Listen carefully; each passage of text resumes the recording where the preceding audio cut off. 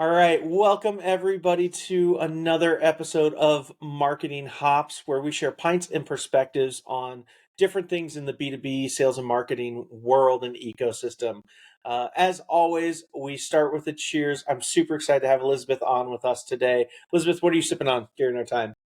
I have some Pinotage here, so not hops, but Ooh, was introduced to Pinotage on my honeymoon in South Africa and haven't turned back. oh, all right. I like that. I like that. It's always good when there's a story and a memory associated with it.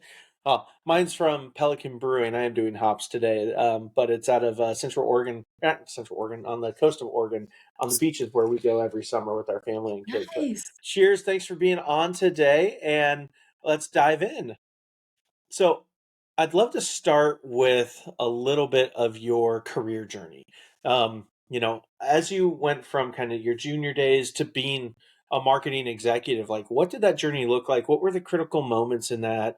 Because everybody always wonders, how do I make those jumps? How do I get to that level? Would love to hear how you did it.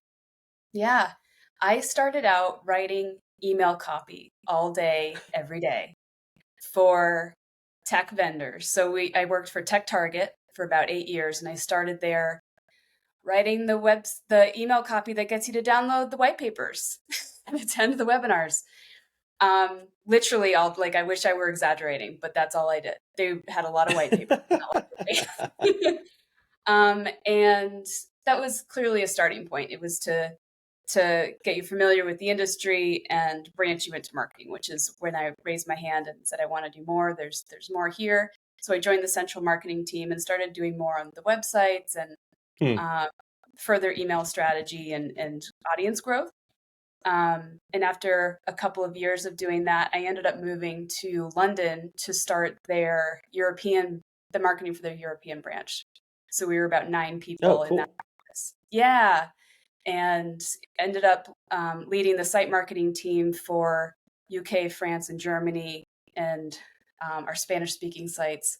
So understanding the international element and how to translate something that works in the US to other regions, a lot harder than it than it sounds, but It, really it, it is. I did a campaign one time here in the U.S. That was we would ship mugs from people's colleges or universities, right? And most of us in our we really like our universities. Well, Europeans don't have that same affinity, and we tried a similar thing over there, and it completely flopped. And here it was so successful, so we fun. tried a bunch of other stuff, but never quite found the equivalent. We even tried like scarves with football teams, and that just never quite hit Really? home. But Yeah. what did you find was kind of the big differences between those? And then, well, I'd love to get back to your career and like how you made the big jump to leading teams. Alcohol. They love alcohol in the UK. All right. No, we would do monthly CIO kind of evenings where the first thing they would ask for when they walked in was, "Where's the wine? Where's the beer?" And then they would get their seat, and famous CIO would come and speak, and then there would be networking, but that was the connective tissue. So at least in the UK, Interesting. that was the big thing. And we Interesting. spent a lot of All time at the right. pub Uh, after so after work. keep going on. Oh, sorry. Go ahead. Oh no, you're good. Yeah. So keep going on your journey. So you're helping to set up international there. That's a big task. Kind of how did you then continue to progressing to like leadership? Yeah, I I ended up moving back to the US with my now husband and joined Gartner. Joined It was kind of what they considered a startup within Gartner, which by Hmm. most means is nowhere near a startup, but um, it was a very small group with a small budget trying to do big things. And I was focused on marketing to marketing leaders and learned a lot about kind of the mind of the CMO, what they're facing, a little bit more than what I was exposed to previously. Hmm. And after a little while there, I really wanted to do more with my marketing. I had built more structure in terms of the pipeline, building pipeline versus just building an audience, and wanted to apply that in a broader role. So I ended up pivoting entirely to startups and have been at two startups since, and led the marketing orgs for them. So it was a really big switch from kind of audience development to Yeah. um, being really a marketing manager in Gartner to starting a marketing department from scratch. And now I'm VP of marketing and CS for Market Muse. We're a startup in the AI content space. So that's an interesting blend. Yes. Putting marketing, like most organizations don't put marketing and customer success together. What, I guess, did you advocate for that? Did they do it naturally? Like, and why do you think that makes sense, or maybe why it doesn't? But my guess is you think it makes sense. Like, what did that, talk us through that, and that's kind of unique. It is unique. There was a forcing function. There were some changes in our org, and I had been here 5 years at that point, and had seen a lot. Worked alongside other leadership, been part of the growth of the company. And when this opportunity came about, I raised my hand. I was like, I think I can do this. I have no experience doing this, but I know our company, I care about our audience, I care about our product, and I'd like to step in and try to do this. And as a marketer, it it actually made me realize how much I wasn't doing, and how much I wasn't there for the previous employees who had Mm, come on, and how I didn't train them well enough and hmm. didn't continue to feed that. So it actually, I've learned a lot on the CS side, and what that looks like. There's still way more to learn. But as a marketer, I learned way more than I thought I would about what I could do better in the future.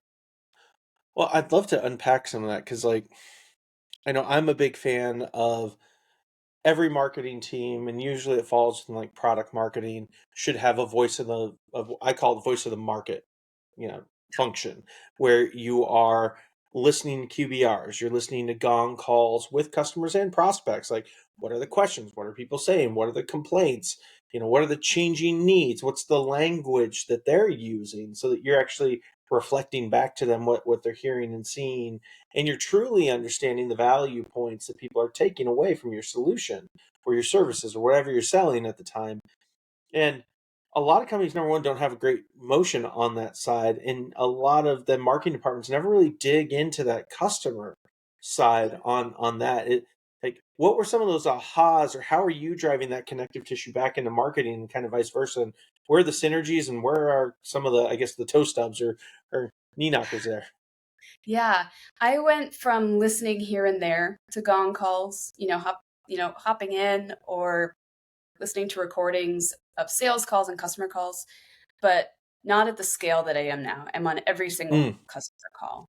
And I hear firsthand in their words what they're saying is their challenge in general with their job, but also with our platform. And I'm I'm taking notes, and even going right into Mutiny to do some testing on language that we hadn't thought of, and thinking about content that we could create to support them or support other people who are in a similar position. Um, and so, just from a customer understanding and messaging standpoint, that was the first immediate win that we started mm, having, and it's ongoing. It's something that we'll continue mm-hmm. to see, and I understand why there was a bit of a gap before, because when you have customer calls throughout the day and internal calls, the second you go off that one customer call and go to the next one, the percentage that you get, you have your specific next steps and action items, but the tone and um, the intangibles that you get, the messaging stuff, that kind of thing wouldn't have come through from a CST, because they have to work on the request, they have to work on next steps and follow-ups, and Mm-hmm. sometimes the internal follow-ups can get lost, and I see that. Yeah. And I think there's more silos than expected, and until you're in that position, it's really hard to see. um, and so that was the first thing, and the second thing was training. We would have Hmm. onboarding, we had training with all the departments and touch points, and I think what I would do now is probably some sort of monthly customer refresh, monthly, I don't know. I have to figure out what that looks like as we build up that team. But Hmm. whether it's looking at competitors and being able to answer those questions in the best way, or just really like, here's what's happening in the market for our customers right now. Here's what you need to know so that when they ask these questions, you can help them in the best way that you can, or you can preempt them because they may not be asking you these questions. So, how can you show them that you know them, and get ahead of that without them trying to pull that information from you? And then you become more of a trusted partner and really Hmm. strategic versus, a vendor. That's I always have loved, like, I've stood up customer advisory boards and all kinds of different things like that, and I've always loved the biggest thing you hear from customers is, "I don't know what I don't know." At least, it's a common theme for me, right? I wanna Yeah. learn what other people are doing. What are their best practices? Like, because I hear what you're training, but I also know that I experiment. My assumption is other customers experiment, and that kinda collective learning desire, to your point on Mhm. proactively bringing those things forward and, "Hey, we're seeing a trend here. Are you all experiencing that?" And or it might be on the horizon, or maybe you've already dealt with it, right? There's just so much that you can do when you don't just sit around, but at the same time, for some brands that can be tricky because that takes Mhm. resources to do those kinds of things versus the, That "Hey, call me when you have a problem, we'll do a quarterly check in," and that's kind of the only relationship I have with you. Now that's not obviously what I'd advocate for, but there's only so many hours in the day, and depending how many customers and what your team looks like, you Mhm. may only be able to do one or the other. Mhm. Absolutely. How do you juggle that then, like, with balancing the marketing, customer marketing, like all those kinds of things together? I'm assuming you do customer marketing since you have CS. But how do you balance those priorities and kind of scaling? Like, what great looks like. The question is, what can I actually deliver with the resources I have without killing my team? Yeah. There's an element of being really clear about what teams are going to do and what they're not going to do. And I think you should do this no matter what, because no matter how big or small your team is, because there's certain expectations that people have, whether they're built on experience or not.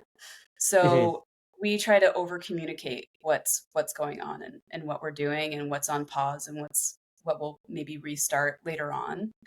Um, and we rely a lot on OKRs too.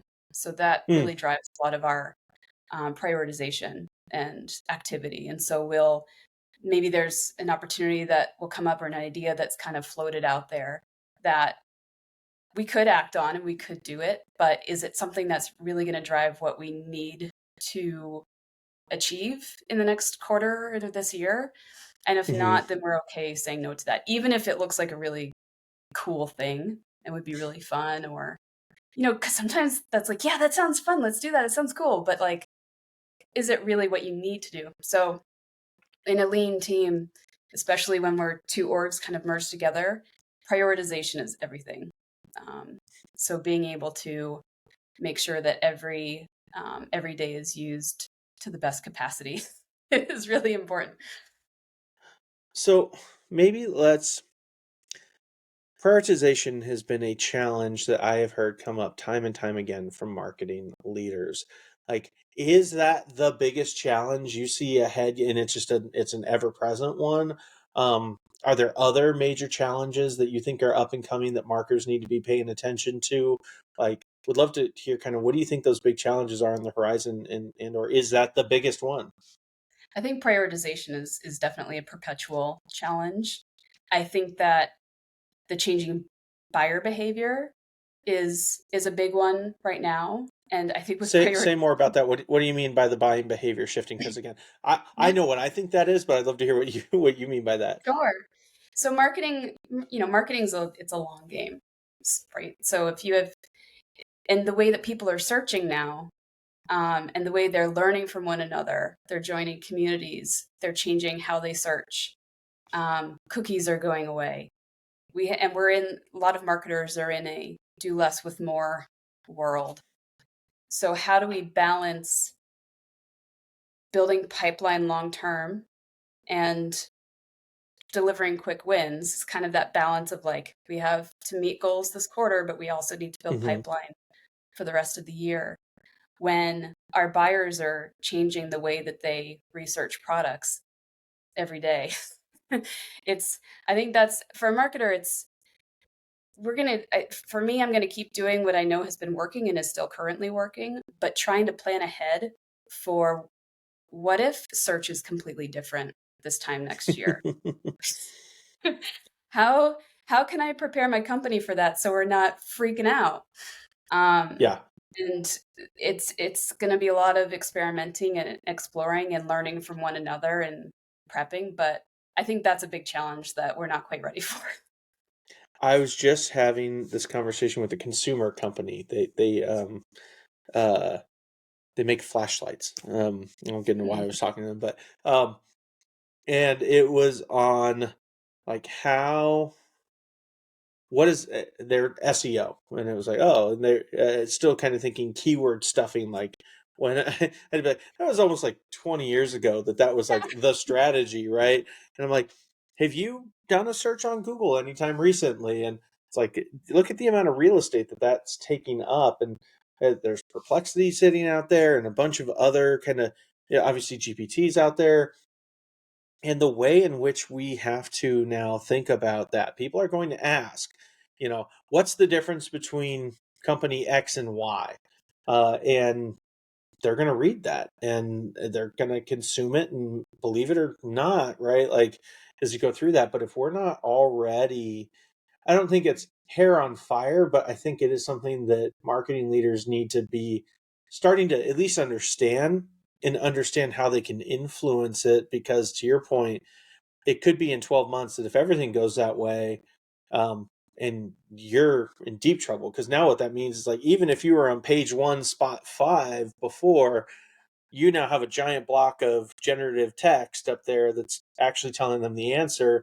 And now you're at the bottom of the page. And so that's going to completely, I think, upend a lot of stuff in the near future. So I think that's a good one to call out. Yeah, yeah. So, as you think back on your career, this is always a fun question. What was the biggest risk that you have taken? Why'd you take it? Did it work out or not? I think for me it's actually the moving abroad. And Mm. um I forgot this until my leaving party. And my boss at the time told the story that I turned him down and I said no, that I didn't want to move. And I forgot. I must have like it must have fallen out of my brain because I was like, why would I ever turn that down? But, there's a lot of fear and doubt and familiarity that can prevent you from doing things. And that was something for me at the time that I think I was 24, 25. And luckily I changed my mind and asked them if I could still do it. And they said yes. And 6 weeks later, I was in London. It was wild. Oh my gosh. Um, and I think it forced me to be comfortable with being uncomfortable in many ways. Yeah. I did trips on my own.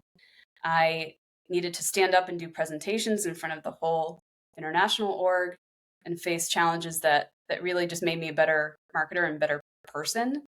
And I wonder sometimes what would have happened if I didn't do that. Obviously, I Hmm. wouldn't have met my now husband, but that was a big one. But there's, I think, um, that being comfortable with being uncomfortable. It's a common phrase, but I think for me that was a big example because very introverted, very quiet, very like in the background, and that really forced me to not be. Well, and I mean, I'm even just trying to imagine. It's like, what if stuff didn't work out with the company? Now you're in a foreign country that maybe you haven't been there. That like there's a lot of risk that you chose to take on and did so successfully ultimately. But like Yeah, at that up yeah, front, there's a lot of risk you were taking on that. So I know it's not Mhm. something that everybody gets a chance to. Would Mm, would you recommend it if somebody does get that shot to go do the international thing to set up that? Would you recommend it to someone? 100%. In college, in work, I think there's so much more out there, so much like the number of ways I learned that you could live too, and just experiencing the world. I got so much out of Hmm. that personally. Um, the work experience was one, but I learned our office was the most diverse office you could imagine because it was pre Brexit. So there were so many different flavors of people there. It was amazing, Hmm. and just being able to hear how people interacted, the stories that they shared. So yeah, if you have an opportunity to work abroad, even if it means moving your kids with you, if it means leaving your dog with your parents, which I had to do, just do it because you'll get more out of it than you know. Hmm. I love that. So I know when we were talking beforehand, we got into the topic of personalization. Mm, And you have kind of a unique perspective on that, and I think it's something a lot of people struggle with. Now, I think there's tremendous opportunity in the age of AI and GPT and that kind of stuff, but there's also the chance to do, better high first name at a little bit more scale, that is kind of like slightly better garbage to some extent and just noise, and maybe it's a little bit better noise but not like great noise.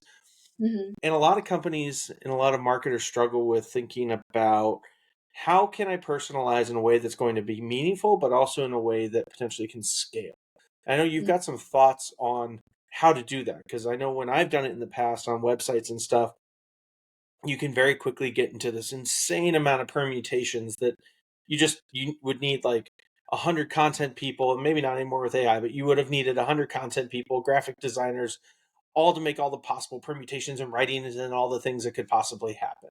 Um, mm, Really overwhelming. And I think that's why a lot of companies kind of shy away from it. So, mm. number one, is personalization worth it? What's your perspective on it? And then if you've had success, how are you doing that? Yeah. I believe in personalization. I'm a believer. We use Mutiny for our website personalization, and it's magical. We have So, their clear pa- extension. Yes. pause on that real quick. What does mutiny do? Because I don't know that everybody, like, I Yeah. know sometimes when I've heard mutiny, I've thought of CTV, right? Like in like advertising, but not personalization in context of Mm. like. So what do they do for you? So they know who's on my site. They know the org, they know the industry, the company size, their seniority is a new layer that they've added Hmm. in. Without them, I'm assuming my audience is there. Hmm. I'm assuming that based on conversion and leads coming in. But Mutiny uses Clearbit as enrichment, and they know who's on my Okay. site. So I can tell if I have the right audience coming in. So that's one plus already.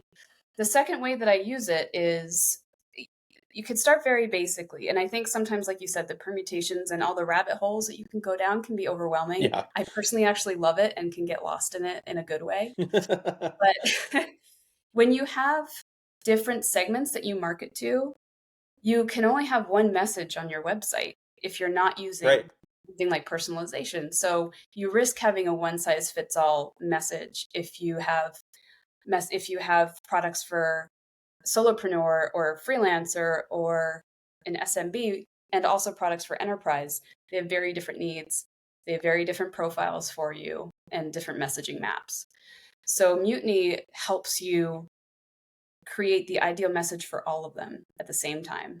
And you can test, can try different variations. So when I am on those customer calls and I hear them say something Yeah. that we haven't really thought of, I'm hopping into Mutiny and creating a new test to see how that does, see if it resonates with other people. So we started simple. We started with industries that we cared about that we knew converted well, and highlighted brands Hmm. that they would recognize, highlighted G2 badges that they would be like, okay, they've helped other mid-market companies. Cool. Um, and created messaging that we thought would resonate with them. And we've seen just wild increases in conversion rate by really Hmm. honing in that experience. And the for example, we our financial services is a big segment for us. Hmm. And we had a 96% conversion lift over the standard control on our site for the Wow. homepage. So it was a 14% conversion rate on our homepage. And I think the research that Mutiny has is it's like 3%. Usually you have a 3% conversion rate across your site, Yeah. which is low. And that's a lot of traffic, a lot of window shoppers that just kind of keep walking by. We had a similar one with SMB but it was high intent. So we were able to pull people who had visited the pricing page before, they had viewed other bottom of funnel pieces of content or middle of funnel, and we created more urgency in the messaging on our pricing page and ended up seeing a 16% conversion rate for them on the pricing page. So Wow. That, it's being able to kind of slice and dice the segments that you care about and then where they are in the funnel and create an experience and a message that will resonate with them more. So it's not necessarily about why can't I think of the word? The first name and company name and the yeah. variable. It's not about the variables. It's about showing the audience that you can help, that you can help them. I think that's a good way to think about it. Like, I know some of the easiest personalization I've done, but it's kind of been a band-aid fix, has been like with a chatbot. And that chatbot does similar to what you use Clearbit for, where it's, hey, it's this account on your page. Are they an existing customer? Are they a potential partner? Are they existing pipeline? Are they a tier one account, or are they non-ICP? Right. And with that information, and then just some people spending a little bit of time, writing what the chatbot says, you can actually Mhm. facilitate a lot of experiences. Um, Yeah. and I think that's kind of the same thing it sounds like with utilizing Mutiny and maybe some of these other simpler personalization tools. It's like break it down into what you've got. Like, first off, you have to have some sort of enrichment tool, it sounds like, because if Yeah. you don't know who these anonymous visitors are in some way, shape, or form, you're probably at risk because you can't do much. But from there, Yeah. don't overthink it. Don't go down all the crazy rabbit holes. Pick Yeah. out these are the accounts my sales team cares about. This is existing pipeline. These are our top industries. And think about, it sounds like, the 3 or 4 things like you mentioned, logos that you put up there and relevant badges. Right? It's like, what it sounds like, Mhm. that's really Mhm. that first step, is like pick three, Yeah. four maybe that really matter.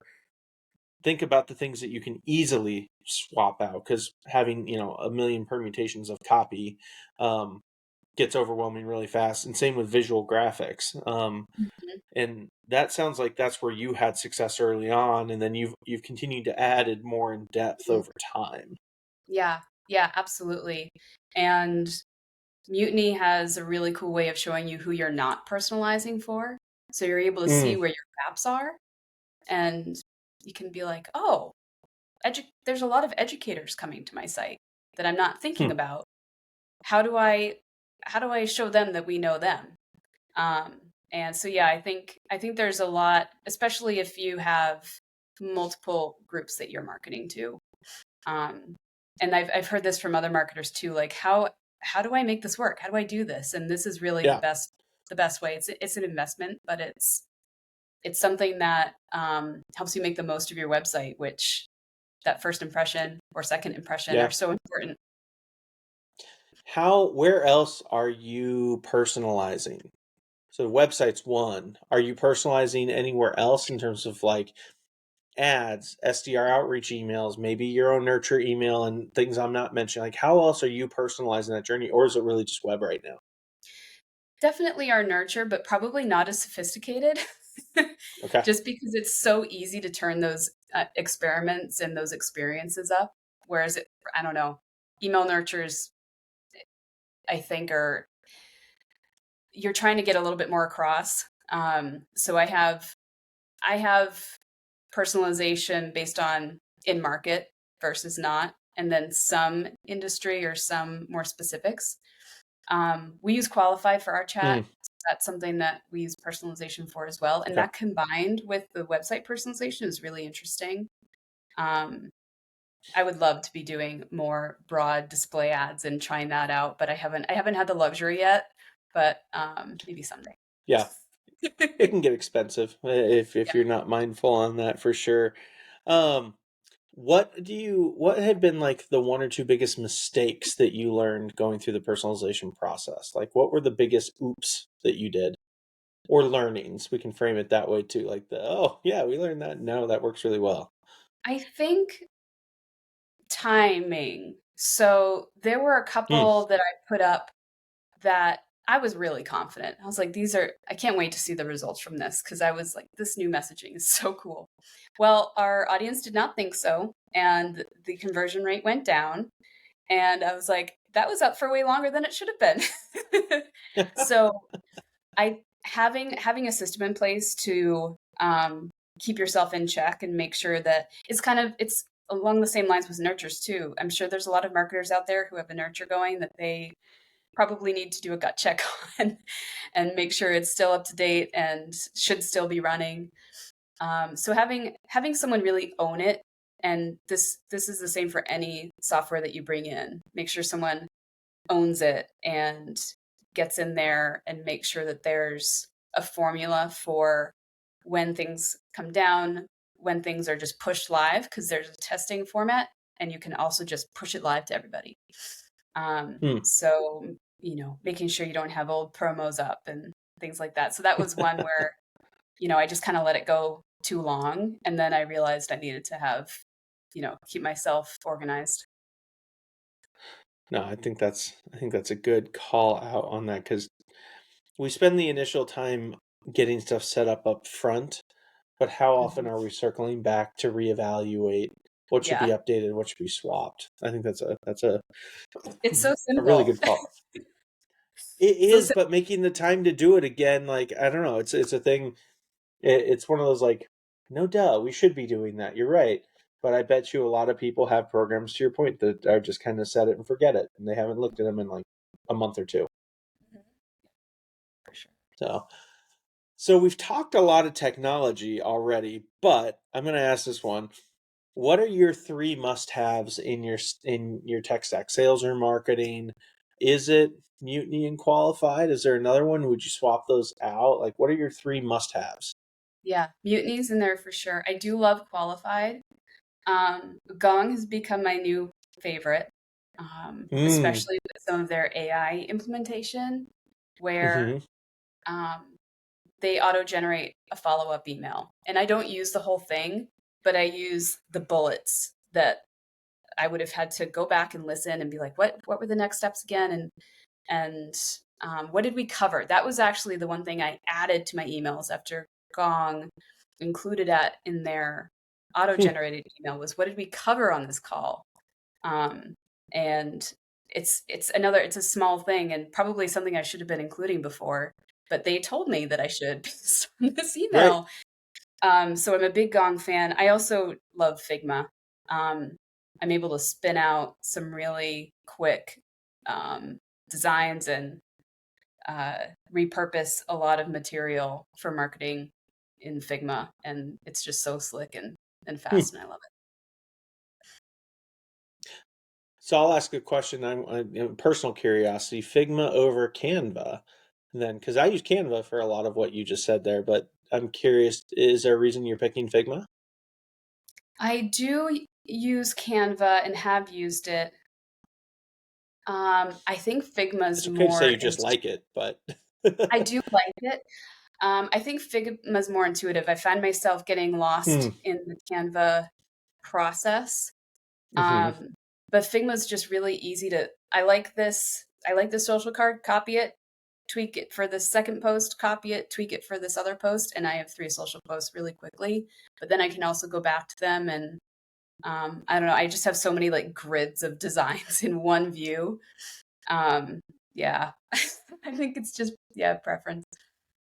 I might need to tinker with it some more. I don't have as much familiarity with Figma as I do with Canva. So, but I am a big believer in empowering teams to do those kinds of things because, like, you can't have your design team be a bottleneck. You need them focused on strategic asset development, strategic storytelling, things that are really going to move the needle and not basic slideware, not basic ad creation, right? Like give Mhm. us the brand guidelines and templates. And Yeah, I think that's an area where it's a little bit of freedom or giving up of control that I've had some resistance to from designers I've worked with.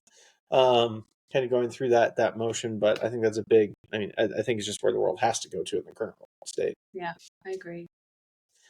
So, as you think about, we talk challenges that marketers are going to face.